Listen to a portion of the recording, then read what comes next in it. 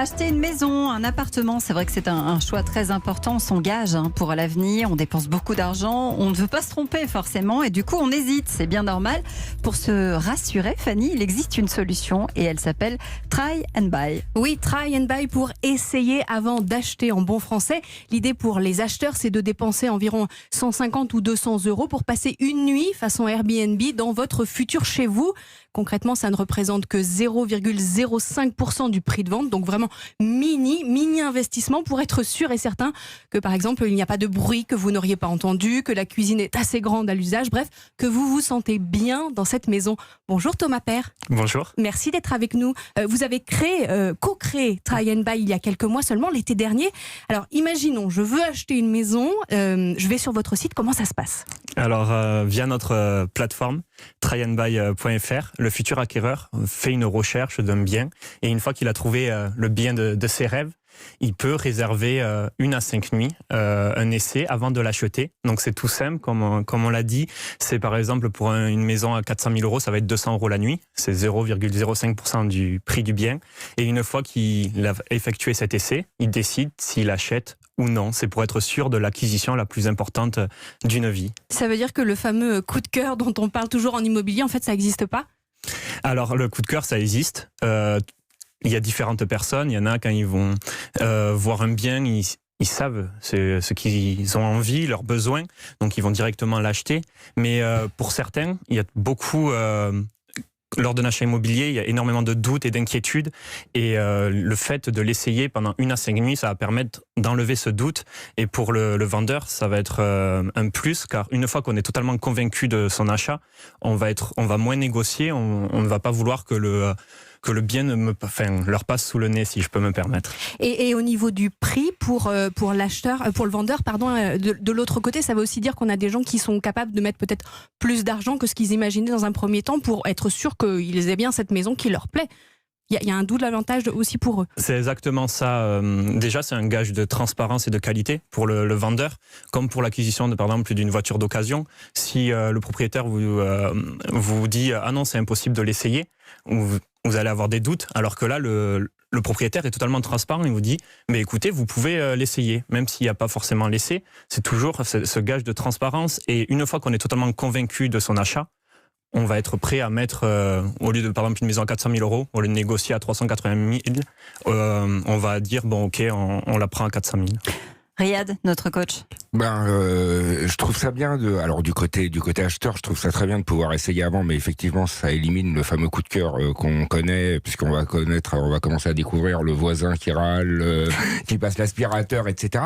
Je vois pas bien l'intérêt pour le vendeur, en fait. Sauf s'il est absolument sûr et certain de son bien, mais je vois pas l'intérêt, quand on pense aujourd'hui les vendeurs qui ont tendance à faire du home staging pour vite revendre et que ça soit joli et que ça soit bien foutu. Je me dis aujourd'hui, en prenant cette solution, il prend le risque d'avoir des gens chez lui pendant 5 jours, encore faudra m'expliquer comment ça marche, jusqu'à 5 jours, et qui à la fin vont voir tous les défauts qu'ils n'avaient pas vus au premier coup. Je vois pas bien l'intérêt en fait pour le côté vendeur, quoi. Alors pour le vendeur, c'est comme j'ai dit, c'est d'être totalement transparent. Nous, Try and Buy, on est vraiment un gage de transparence et de qualité. On va sélectionner les biens. D'accord, ça veut dire qu'on est sûr du bien en fait. Oui, par exemple là on a un bien dans le Cantal, il est top, il est rénové, il est très agréable à vivre et ça va différencier les biens qui sont, comme vous dites, avec des vis, avec le voisin qui est bruyant ou autre, mais quand le vendeur est prêt à le faire essayer, c'est qu'il est totalement transparent. Et donc c'est vraiment, quand vous voulez acheter un bien, quand vous avez le choix entre un bien à essayer et l'autre bien qui n'est pas essayé, mais vous allez systématiquement vers le bien à essayer. Et la main. Alors juste une question pratique, côté assurance, ça se passe comment ? Alors nous on a un partenaire, AXA. On laisse ses meubles à l'intérieur, pour que ce soit bien clair, on déménage pas, on ne pré-déménage pas juste donc pour ses visites. Donc on pendant 1 à 5 jours, c'est ça ? Alors on va pour le moment, chez la famille. Pour le moment on est beaucoup sur les biens meublés, les résidences secondaires, elles sont souvent meublées, ils ont l'habitude de la location, mais petit à petit on arrive dans les villes, dans la périphérie urbaine. Donc les propriétaires, on essaye le bien avec les meubles du propriétaire et on a notre partenaire AXA qui couvre jusqu'à 1,5 million tous les biens pendant l'essai.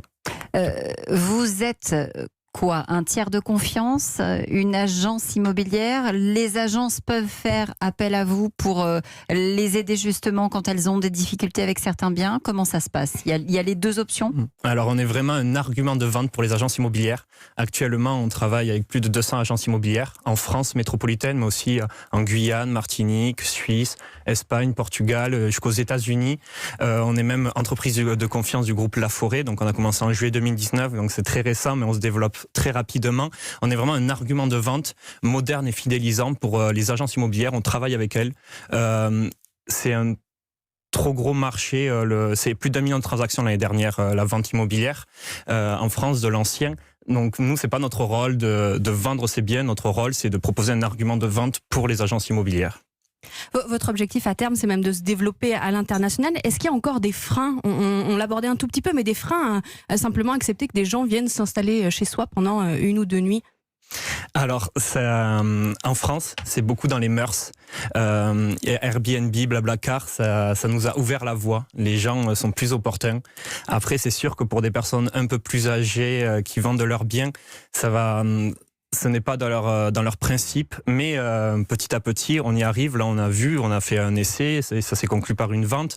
Voilà, on est dans cette dynamique. On fait notre première levée de fonds en juillet 2020. Ça va nous permettre de travailler toutes ces remarques pour après partir à l'international, être bien présent sur le territoire français et déjà partir au Canada, aux États-Unis. Combien de ventes réalisées justement grâce à Try and Buy? Des gens qui hésitaient et qui finalement se sont dit allez, j'y vais maintenant que j'ai essayé. Alors, nous, on a commencé en juillet, donc c'est toujours long à mettre en place. Il a fallu faire ce réseau d'agences, puis convaincre les directeurs d'agences, les commerciaux, les propriétaires et après les acquéreurs. Donc, on a eu un bien qui a été essayé et vendu. On a eu un bien qui n'a pas été essayé, mais qui a été vendu. Comme j'ai dit, c'est un gage de transparence. Là, on a une dizaine de biens sur notre site. Donc, ça prend, la mayonnaise prend. Là, par exemple, ce matin, il y a 2 agences qui m'ont appelé. Là, la mayonnaise est en train de prendre et c'est pour ça qu'on est présent. On va faire notre levée de fonds et on va être, j'espère, un des acteurs de l'immobilier dans les années à venir.